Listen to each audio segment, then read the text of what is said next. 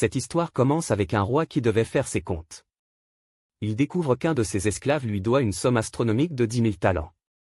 Incapable de rembourser sa dette, le roi ordonne sa vente. En se prostrant, l'esclave demande de la patience. Ému par sa supplication, le roi décide de lui pardonner. Après avoir reçu le pardon, cet esclave ne se souvient pas de sa propre miséricorde. Il rencontre un autre esclave, lui réclamant une petite somme de 100 deniers. Plutôt que de faire preuve de compréhension, il agit avec cruauté, refusant de pardonner et condamnant son ami à la prison. Cette action montre l'oubli du chagrin qu'il a lui-même vécu.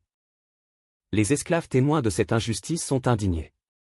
Ils choisissent de rapporter ce qui s'est passé au roi. Leur action montre qu'ils ne tolèrent pas tels abus. En informant le roi, les esclaves cherchent à obtenir justice et réparation pour celui qui a été emprisonné sans compassion. Le roi, apprenant les actions de son esclave, appelle celui-ci à comparaître. Dans un moment de colère, il lui rappelle comment il a été pardonné une immense dette. Le roi lui fait comprendre qu'il aurait dû faire preuve de la même pitié envers les autres. Ce moment d'enseignement souligne l'importance du pardon dans nos relations. La parabole se termine par une mise en garde puissante.